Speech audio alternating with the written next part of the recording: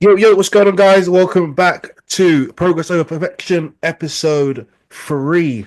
We're coming live, third episode, keeping them coming weekly, no matter what happens, because you'll soon find out Louis been through a lot the last few days, and he's still here, he's still smiling. So It's, yeah, be grateful, guys. yeah, it's got to be done, mate. It's got to be done. Tell How are them you what's anyway? happened, brother. No, you start. Yeah, a lot more's happening to you than me, mate. So this year I was planning on competing, doing a few shows, chasing after the pro card to go and face against the big man. And yeah, Friday I snapped a bicep tendon. Literally freak accident, couldn't do anything about it. So just waiting to hear back. I should be going in for surgery tomorrow morning or tomorrow at some point to get it reattached. So no, it's one of them. It happens. Injuries happen. It's a freak accident. Can't really do much about it. So, the last thing I can do is be down about it. I'm still alive. I'm still healthy. Well, partially healthy. So, Relatively like, healthy, all things considered. yeah. I'll be better once they've drilled a hole in my forearm, sutured something to the end of my tendons, pushed it back through, stitched me back up. I'll be Mate. good then. But otherwise, Mate. as long as I'm staying healthy mentally, that's half the battle by being mentally prepared and making sure I've got everything prepared for it. Otherwise, yeah, fuck it. But that's Whatever. like literally what this podcast is about. Making the best out of whatever situation we've got.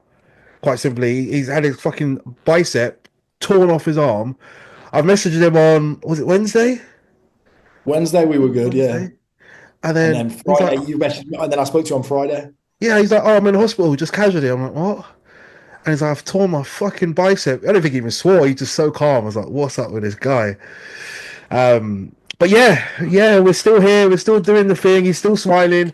And before we started the call, he's talking about he's getting a belt to train in the gym so he can still do legs and this, that, and the other. So it's like quite simply making, doing what you can of what you got. Yeah, that's the main thing. Like I say, I'm not gonna be able to train up a body for a while. So yeah, bought a little seatbelt that's gonna keep me posted into leg machines. At least I can get a workout in. I've got a walking pad on the way, so get steps in if the weather's shit. It's just about still doing what you can. Mm. Like, yeah, I can't use my upper half of my body, but I can still move. I can still make sure I'm accountable, getting steps in, burning calories, and keeping somewhat relative good shape instead of being down, disheartened, wallowing in self pity, eating shit food, and letting it spiral out of control. You just got to Honestly, control the variables, and that's it. it would be so easy to just be like, fuck it, I'm gonna eat what I want, do what I want, I'm not gonna move. And you I'll know what? deal with it later. But then you, And that you was get there, you look back and you're like, shit, I shouldn't have done that. Yeah, because then it becomes harder and harder and harder. So, Yeah. like, my main thing was, yeah, the other day I was like, I felt a bit shit. So I was like, I had some fries, I had 3 slices of pizza, um, felt good. So, it's one of them things you just gotta, I think mindset dictates most things. If the mindset wasn't right, then, you know, the plan I have in place now wouldn't be going. I'd be feeling shit. Probably wouldn't be on episode 3 now. I probably would have said fuck it for a couple of weeks, Yeah, but we ain't got yeah. time for that. We're showing We up ain't, for everyone. we ain't Um, got time.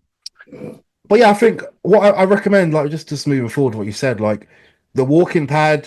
I always recommend for clients, not always, but especially if they want to compete or take their training to another level, like get a bike or some sort of cardio kit at home, Yeah, and it just helps like time efficiency because we've got children, we've got jobs. If you can get like a massive chunk of your day ticked off, half an hour cardio, let's say you've got that in the morning, you do that at 5:36 in the morning, it's done. You get to the gym in the evening and you do your hour, whatever it is, and you can get to go home and relax, see your kids, see yeah, your and partner, this whatever. is the thing. Like, just get up, start walking. You Mm, can be on the walking pad or on the bike, have a coffee mm. before anybody's even up. You've already accomplished what most people won't do. Exactly. So straight away, you're ahead of the game already. You're ahead of everybody. Yeah. So, like James says, little things like that, you can get walking pads on that expensive, bikes, secondhand, Facebook Marketplace, Mate, things like that. I got the like a proper commercial gym one because obviously where I off season I get pretty heavy. Like a normal bike doesn't cut it, a normal treadmill doesn't cut it. You have to. I have to get the Pretty like heavy. robust ones. Literally, I've broken so many bikes just from time. I got the commercial, what is it? Pre-core one, 90 quid. Like bagging, like it's like Hang on. perfect condition, couldn't go wrong. I got the treadmill, which can hold I think 115. That was 100 quid. Like you can't go wrong. Yeah. You have to And look. You like you have to be say, look. Yeah. Obviously you need the space as well. even the whole thing of that, it's even if they last you a year or two, that's Yeah. more than worth it. Yeah. You work that out. If it's 100 quid, it's less than £10 a month to make sure you hit every variable that you need to. And it's like you say, it's a little bit of mind space as well in the morning, like taking a walk or being on a bike with a coffee. You can read a book, you can listen to a podcast in your own This space without podcast. anybody being this one without anybody being around, without interruptions of the kids or whatever. So they're always a good tool. And like I say, you can find them. They're not very expensive. So like I say, it's a really good tool. I think it just sets up your day.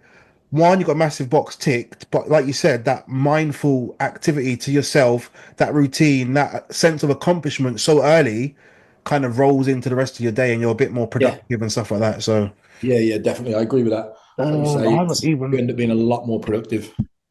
I haven't even seen I got a couple of questions. I had one. I Yeah. had one question, and this was he So wants to be mentioned as well. So this is from Dave, and so he likes to mess around sometimes, but he said, "Do I think there's any advantages, or do you think there's any advantages of being like carnivore only, vegan, or anything like that?" And um I've seen a few pros of obviously being carnivore only, but again, this is comes from and the same as pros of being vegan and things like that. It depends on your perspective. If you're a vegan, you're always going to find something why veganism is better. And if mm, you're a carnivore, you're always going to say, well, carnivorism is better than this because of this. Like there's always going to be that biased. yeah. But it's the same as any diet, whether you're carb cycling, keto, carnivore, vegan. There's pros and cons to everything. See for me, And I'm fully against I don't know why. Like I hate diets that have names because yeah, you restrict yourself. And then that vegan who's eating, and then they have a chicken sandwich. Like, you can't eat that. You're a vegan. It's like I can if I want to, but because you've labeled yourself as something, you yeah, can have a I look get and. that. But yeah, it's just a weird one. But like, I get that, but mate, no vegan's ever going to eat a chicken sandwich. Let's be real. no, but like, let's say you're out on a piss or whatever, and you want a chicken sandwich because you used to eat it years ago, and that's like you can eat what you No, want, yeah, and people shouldn't judge you. So, but my general take is I like a balanced diet.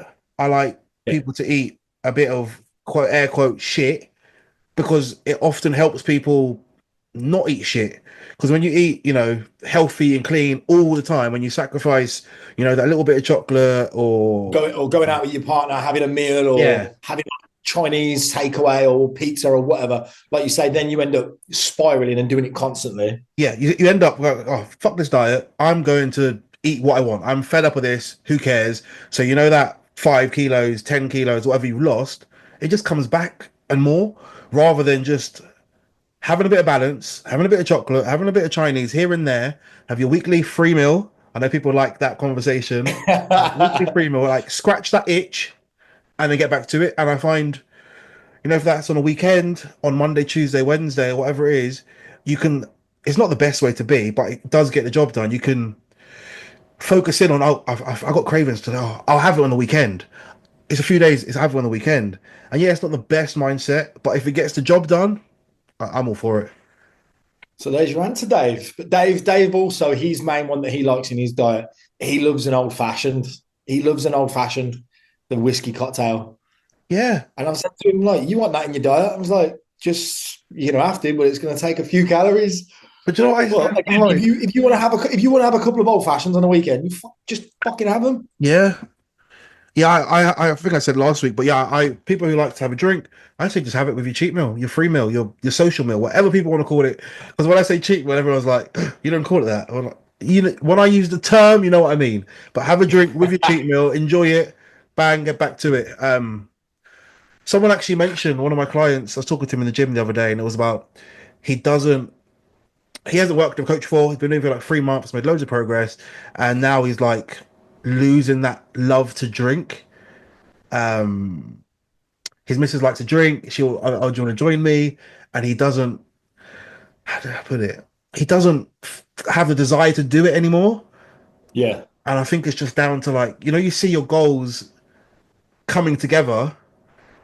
And you think by that's where his Yeah. mindset started to change to be more, I think Conscious. usually that's how, yeah, it ends up being how me and you are with it. Hmm. And I think once you see something happening and you realize that just having a couple of drinks here and there could affect it, Hmm. now in his head, he's like, no, definitely not.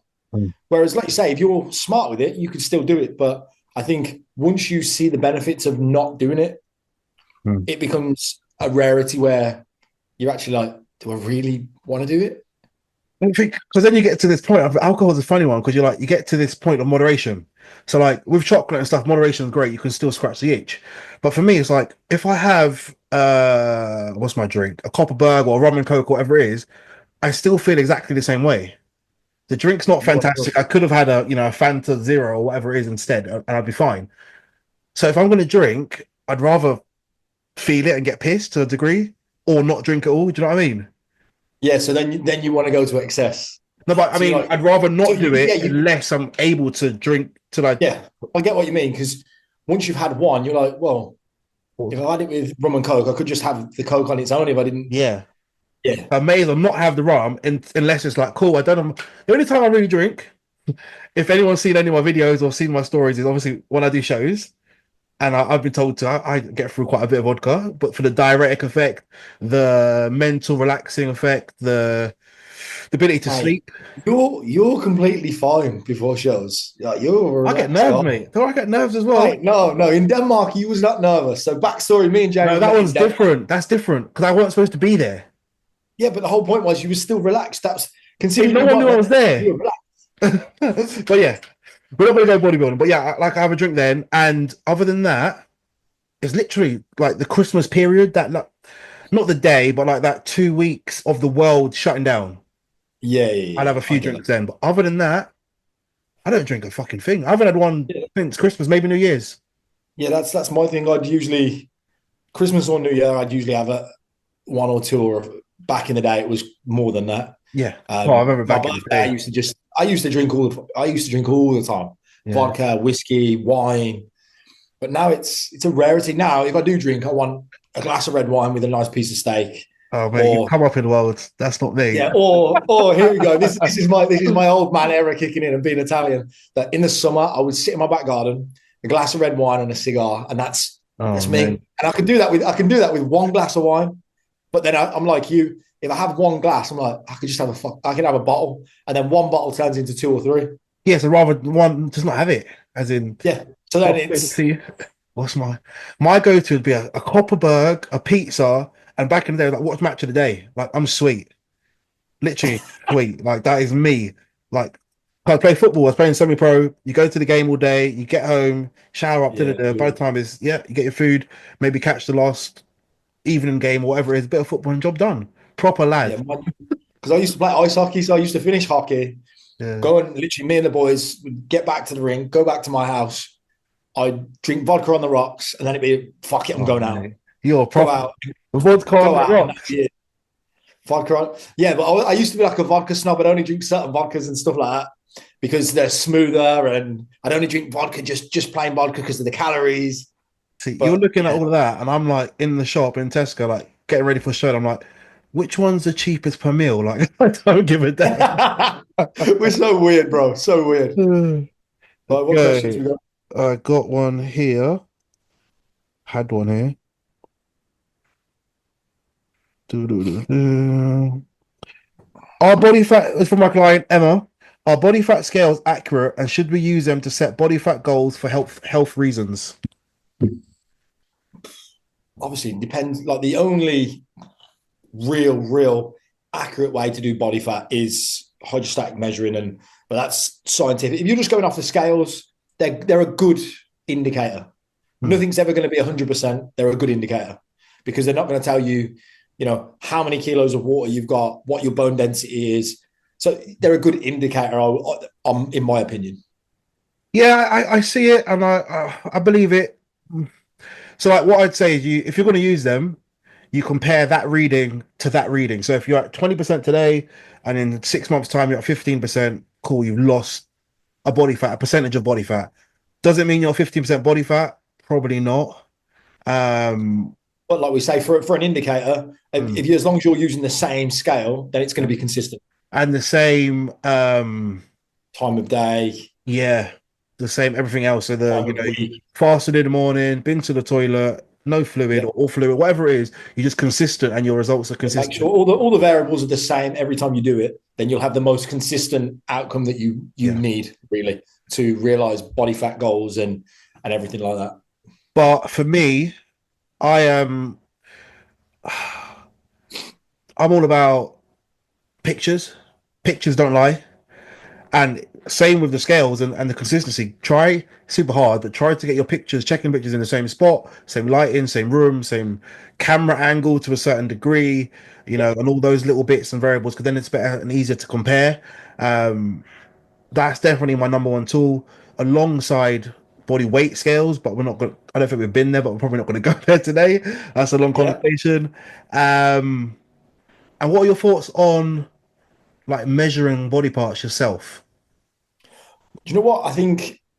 Again, that has a very good place. I think because at 1 week your scales might be completely the same, but you can take a measurement and you could have lost an inch off a certain body part. So, but you need to be doing that consistently. Again, it needs to be consistent. If you're going to take measurements, you need to do them every week when you do your weigh-ins and do them the same point every time, same day, same time. Everything has to be the main word that James has been using with all of this is consistent. Everything has to be consistent. So I've had a client this week check in, and I want to say they said the measurements didn't change, but they look completely different. And I question the consistency of doing your own measurements because if you pull that tape slightly tighter, you're smaller. If it's slightly looser, you're bigger. If you're doing, let's say, your leg and you're doing a slightly different point, it changes all the way up and all the way down. So it's so hard to be consistent. Whereas for general lifestyle people, like, do your clothes fit different? Um, Yeah, do you, in general, feel better? Are the scales, if you're trying to lose weight, are they gain weight? Are they consistently trending in the same direction? So 1 week might be up, but over a period of time they're going down or they're going up wherever you want them to go. And these are, far more important. And then we have the fluctuations with hormones and body weight and stuff like that. When I'm dealing with women, we're like, cool, we're up a kilo because what time of the cycle you on. We've got data. So around this time of the month, we know you go up. When it passes, we are back down to where we were or below. So next time it happens, it's like, cool, we're here. It's going to happen. And we just see it yeah. happen again and again and Just again. controlling the variables Yeah. that we can. But yeah, I understand where you're coming from with obviously points of measurement, but it's like you say, there's certain points where you can be consistent, but I get what you're saying where it can be tougher depending on, literally somebody could walk in the room and you could drop that tape measure slightly and then your reading could be higher or lower. And then in your head, you're going to think, oh, I've put on weight or, oh, I've lost more than I have. But what So about, I get your point of view there where it is a little bit harder with that. let's say, those weeks you're like, cool, I'm motivated, new program or whatever, you're going to Oh yeah, train. you're going to pull that tighter. You're going to Yeah, pull because that I'm tighter. training so Yeah, I'm hard. I've been smaller. on the Stairmaster. I've been doing my stuff. I've been, normally I have, extra milk in my coffee. This week it's been black. It's been this. It's been so perfect. I must have lost some size. I must have lost some weight.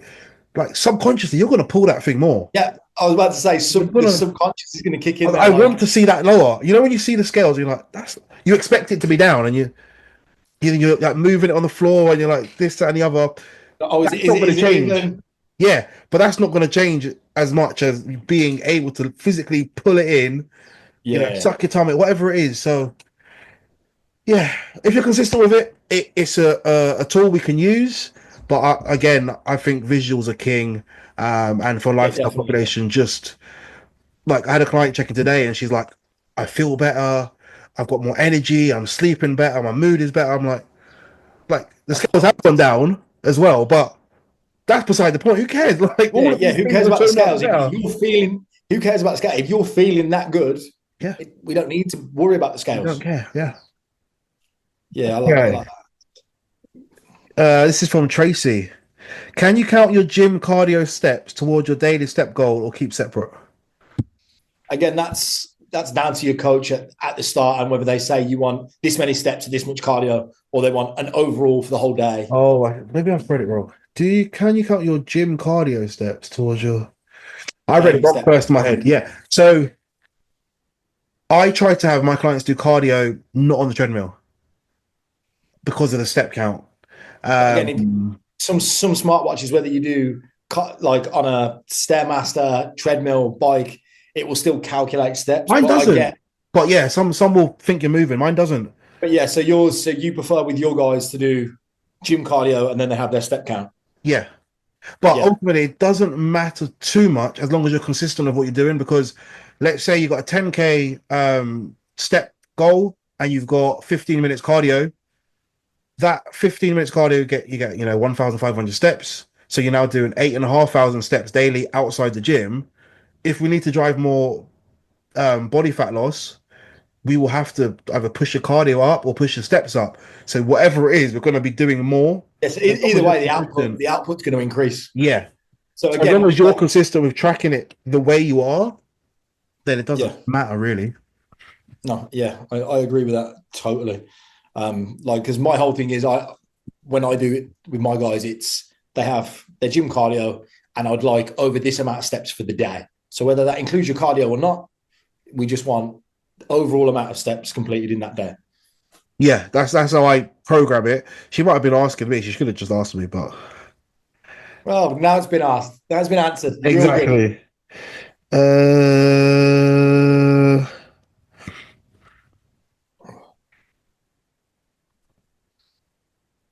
that's most of mine. If I can't find any more, you got any more? Yeah, I'm just gonna have a look now. Sorry, guys, we're new to this. What? Voice note. How to bulk on your own. This was from Brit. Brit, my wild client. Everyone loves Brit. Kind of. Whoa! I don't want to get involved in that one. But you can ask the question for her. How would you set up your bulk by yourself? By yourself, find out what your base calories are, or the easiest way to do it is whatever food you're eating now, and you're working out. If your weight isn't going up, increase it. Mm. Increase your meals slightly. Add, I don't know, an extra piece of toasting in the morning. In your lunch, add an extra 50 grams of pasta or 50 grams of chicken. Yeah. But let's make it actionable. Let's make it even easier.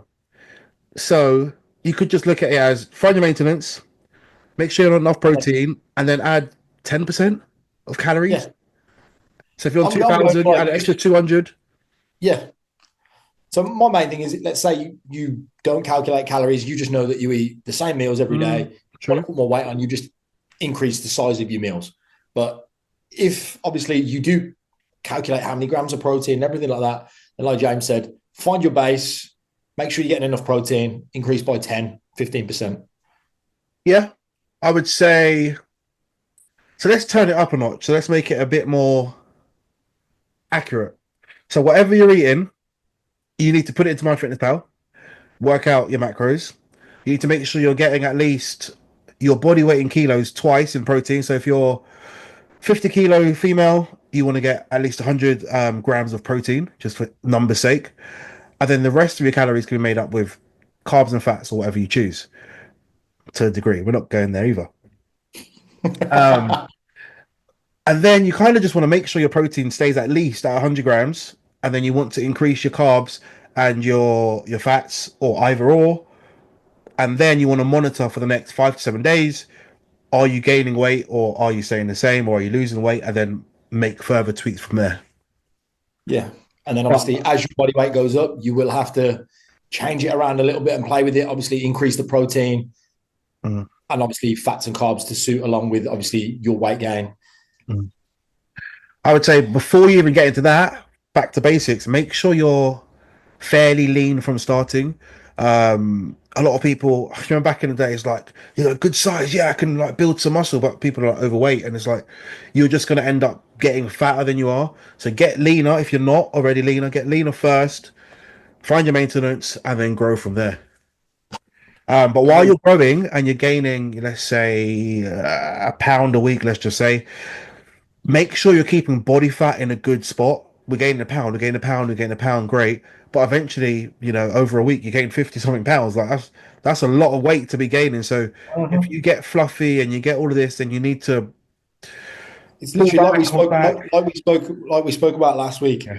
Peeling back a little bit, dropping them calories, losing a bit of body fat, and then being able to push to keep all the body fat in a manageable position. Yeah. So And that way, then when it does come to, you want to cut down, you're not absolutely killing yourself to lose body fat, and then eventually you're going to go catabolic.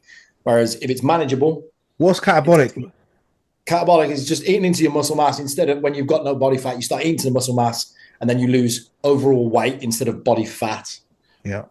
Oh, I've done So that before. I've done the dirty bulk, get fat, get fat. You got 25 kilos to lose. So you're doing, you're eating less food by the end of your diet. You're doing more cardio. So you're not fueling the muscles, but you have to get rid of the body fat somehow. So you might have to sacrifice some muscle along the way. Whereas if you're not carrying so much over where you should be, it's a lot easier to manage on the way down. agreed. Um, what else? Did you find one? I think you had one. No, I didn't, mate. Oh, Do you know what? I've looked, I can't find them. I've had that much shit this week trying yeah. to sort this shit out. Speaking to private hospitals and surgeons, and I think yesterday I ended up at 3 different hospitals yesterday. For speak to one surgeon, MRI, go back to the first hospital, then get sent to the third hospital to speak to a different surgeon. So But it's yeah, booked now. It's booked now. So yeah. So it was worth it. I know I'm kind of disappointed that I'm going to lose the Winter Soldier look in You a can month still or two. wear it.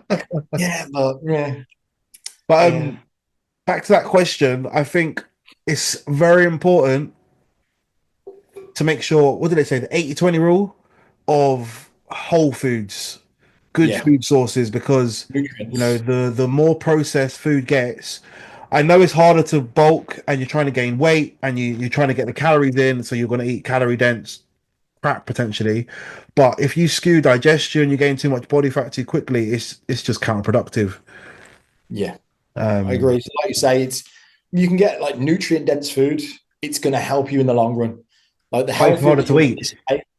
Yeah, well, yeah, it is harder to eat, but the whole point is you're keeping your body in a healthier state. When it comes to losing that weight, your body's going to be more proactive and more adept to losing that weight instead of being deficient in certain things where then you start having to buy extra supplements and trying to push your body to do things instead of it naturally happening. Yeah, so I think that's probably a benefit of like if it fits your macros because you would get lots of different micronutrients from different food sources. Whereas when you're potentially on a meal plan, we have 3 or 4 protein sources, we have 2 or 3 carb sources, and we eat the same thing regularly. So it's good to have a varied plate, loads of different colors. The only thing is that if digestion skews, which is I think probably more important, you throw Yeah. digestion off, you'll have bigger issues and it's harder to figure out what's causing the issue. Yeah, because then you have to go through all the foods to figure out what is the trigger food that's Yeah, causing you fucking problems. yeah, And then you end up cutting things out because you think, oh, is that playing up? And you realize you carry on eating something and oh no, it's that food. And you go back and try something else. And then you end up, like you say, overdoing everything. yeah. And the main thing is if your digestion and your stomach, gut health is the main thing. If your gut health is on point, everything else will fall into place. That was going to be my next question. So, new person joins the gym or joins a coach, joins a program. They normally ask, sort of like, what supplements do I need? What should I buy? When you get excited, and you're like, yep, I've got all this money, not all this money, but I'm going to invest in myself now. So I'm paying for you, the coach. I'm paying for the gym. I'm going to buy better food. What supplements should I buy? Like the main thing is the whole point of a supplement is to supplement what is in your diet. But I think the main thing that I would always suggest is a good quality multivit Mm.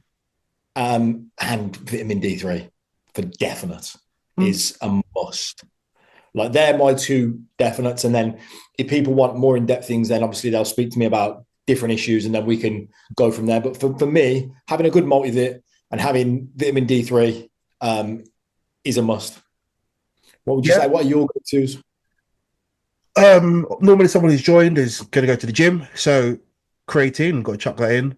So cheap is so effective. It's the most studied supplement on the planet, and they're still studying it. And they found like recently, the about brain cognitive health, behavior, brain function, and all that sort of stuff. So it's like you can't really go wrong for like it's so cheap when you use like you can get what 5 to 10 grams, 400, 500 grams of it for 20 quid. But you're using 5 to 10 grams a day as well, so it's like it's literally nothing. So I'm like whack that in there. It's great for training performance, training recovery, brain function, and other things as well. So I'm like, creatine. Obviously a protein powder. I wouldn't always say protein powder. Like I say, you should try and get your food, try and get all your protein from food. But like James has said in the past, if your aim is to put on weight and you're on 150, 250, 300 grams of protein, it can be difficult to get that in. That's where I would throw in a shake, because that's 50 grams, boom, down the hatch, nice and easy. But again, if your protein goal is 100 grams for the day, that's not that difficult to hit. I don't think many of my clients are on 100, but so when I said the 100 earlier, it's like that's it's like obviously your line from there. Like I say, if it's somebody who's new to the gym and they're not used to eating good, clean foods, and they're eating mostly like, let's say they wake up in the morning, they go to Greg's on the way to work, they get a cheese and bean melt, and they have some toast and a bag of crisps. At lunch, they have a sandwich, crisps, and a drink, and then they go home. And by the end of the day, they've had 50 grams of protein, if that. So if they're brand new to the gym, making sure they get three decent meals and a couple of snacks that equate to 100 grams of protein, for them, that could be quite difficult. Yeah. So again, obviously, it all depends on how that person is with their food behaviors. And obviously, go on, what did you say? I was just thinking about the bioavailability of whey protein. So the ability for your body to absorb it, the ease of getting it in. So the one time I normally put it in, like most of my clients will have a shake, is post-workout, just because it's easy into the body, nice and digested well, with a cream of rice or something like that, a cereal. It's so easy to get in. It tastes good, which is helpful. It's good for your body. But again, it's not necessary. But I think 90% of my clients have that for most people or something. If you're busy, it's a perfect tool, like you say. You haven't got to stand there, cook, crack eggs, whatever. You can, like you say, you just mix it with water or milk, get it down, you're done. How much chicken do your clients want to eat a day? Like, I can eat it all day. I do eat it all day. So it's like, how much chicken are you going to eat? How much? But it gets to the point where they're like, oh, I'm sick of chicken. Like, what can we have? And then you're like, oh, have tuna. And I guess I'm sick of tuna. Have steak. But they can't only have so much steak. Do you know what I mean? Because of the digestion of red meat. You're not going to have steak 3 times a day. Or I wouldn't. I'd love to have steak 3 times. I'd love to. I'd love to. So yeah, protein. Here's one for you then. Seeing as you said about cream of rice, a lot of new people to the gym don't get cream. They don't know what cream of rice is. That's core. I'm like core. They're like, what? We talking about? In the last couple of years, that's become big in England. It's always been big in America. But I think now in England, people are now starting to realize how easy it is to prepare. Obviously, if you're after quick carbohydrates, fast digesting, absolutely brilliant. Like you say, it comes in millions of flavors, the same as protein powder. I just had 150 grams. It was fantastic. Yeah, I've big mixing bowl. Yeah, I have a mixing bowl as well. So, but again, there's not just simple options. Like back in the day, it was just have oatmeal, have oats, have porridge. Now you Weetabix, shredded wheat, cream of rice, any of them all mix very well with protein, but bad. See? And it's a nice touch, the protein to those meals. Especially a little whey paste on top of your cream of rice, some fruit. You love the paste. I mix mine in. Nah, you're ruining it. No, because I've got, like, let's say my protein's chocolate peanut butter and so is my cream of rice. So I just mix them both together. But that's a waste. Like if I have a chocolate bar, because I have to get then I get my tablespoon of homemade crunchy peanut butter and just slap that on the top. No, I only have it post-workout, so there's no fats there. I don't know. Oh, maybe that's a conversation for next week. Nutrient timing, meal timing. We'll go into next Oh, week. I'll make a note. dangerous. Um, but yeah, so creatine, protein. You mentioned multivit, D3. vitamin D, glutamine. I like to use as their results. Sorry, glutamine for gut health recovery. Um, and as they like go through the gym process and become more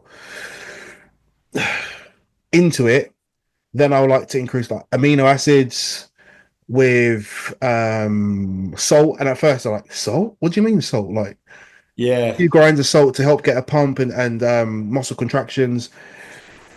And it sounds weird at first, but you can't taste it anyway. yeah. So Electrolyte balance. and maybe vitamin C. I think that's probably my top five or Yeah. so. Yeah. Yeah, yeah. But again, obviously, like you say, there's other avenues you can go down, especially with like females and things like that, where there Oh, is there's so certain many. nutrients that are certain nutrients at certain times of the month that will help them.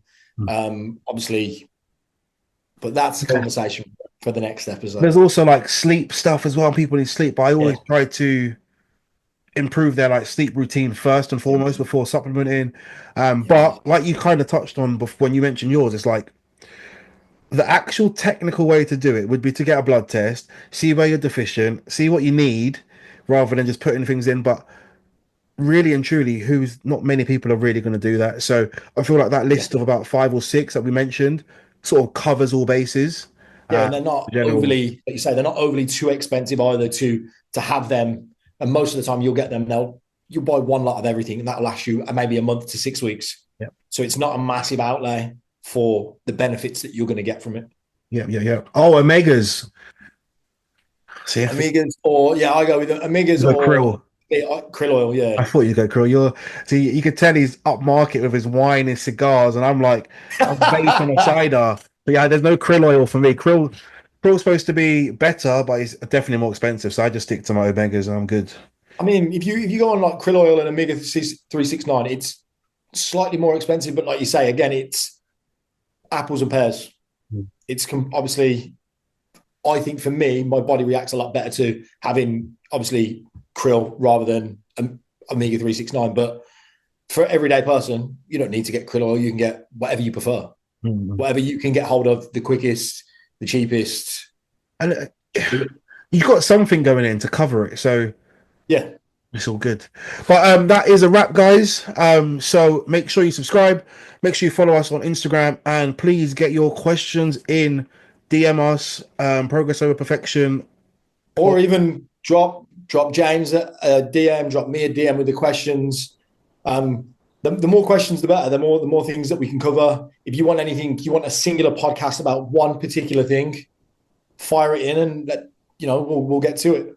And if you want a guest, let us know who, and we'll get them on. So we'll catch you on the next one. Yeah. See you later, guys. Peace.